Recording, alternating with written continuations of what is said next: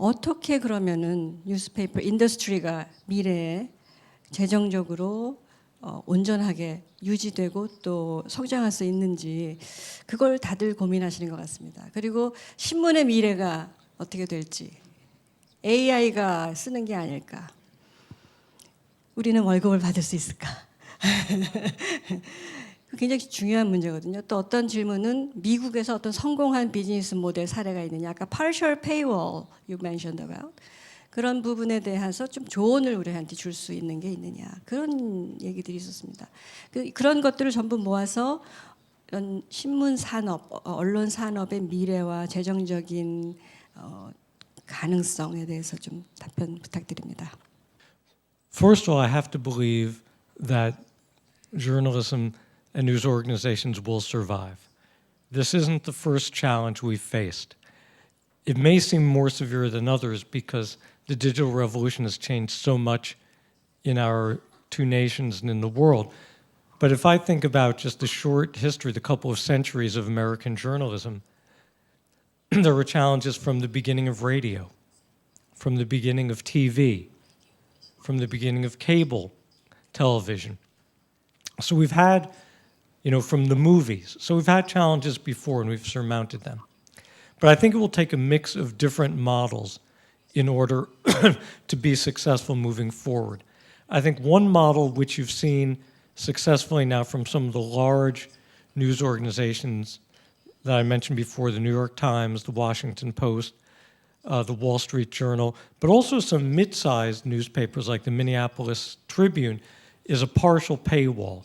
I think what they have figured out is that not enough consumers want a total paywall. They're not going to pay a large amount of money, several $100s a year, and if they don't pay it, get zero access at all. They'll either just try to sneak around the paywall or they'll go somewhere else. The genius of the partial paywall is giving people a few free articles first so they read it and they like it, and then having a very low starting point. As I mentioned in my speech, most of these partial paywalls start out being about $1 a week for the first 10 or 12 weeks you subscribe. The other important thing partial paywalls do is they get you to give your credit card number.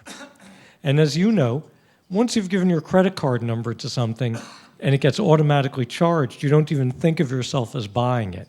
It just sort of shows up on your credit card bill at the end of the month.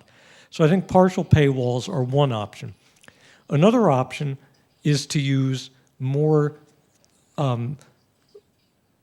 foundation support and donations even from private individual philanthropists to support news organizations.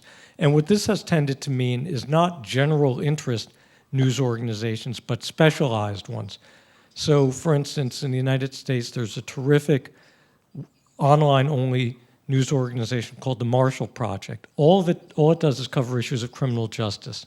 There's one called ProPublica that only does investigative reporting. And what they've been able to do is successfully appeal to foundations, to individual donors, and sometimes even to individual subscribers to donate money in order to keep going. So they're operating outside the capitalist system. A third option is to rethink the way the journalism market is organized.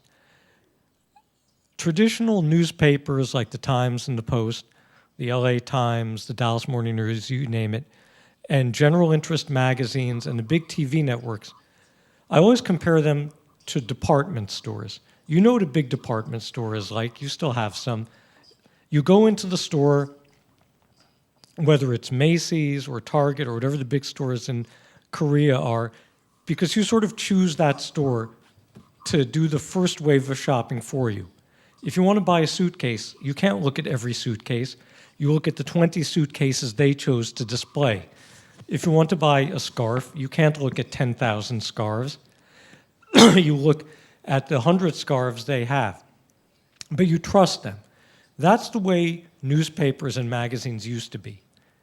The buyer and the reader trusted the New York Times or the New Yorker or the Atlantic Monthly to offer certain choices. But as you know, being products of the digital era, you want to shop for yourself. You want to look at 10,000 scarves online if you can. You want to look at 1,000 suitcases online if you can. And the same thing in how we access news.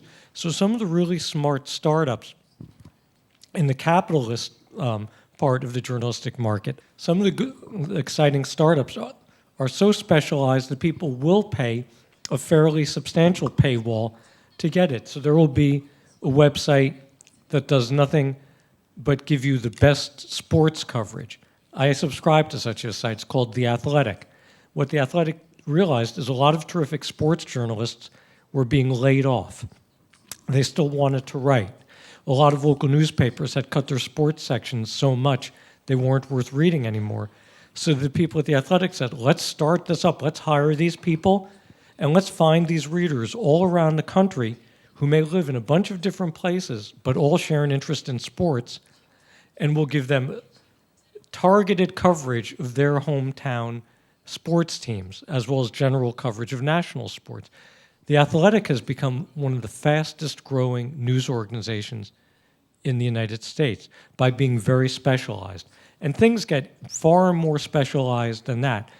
So I think that's another way, is instead of trying to be a department store, you try to be a boutique that only carries one thing, but carries a lot of it and knows its product really well.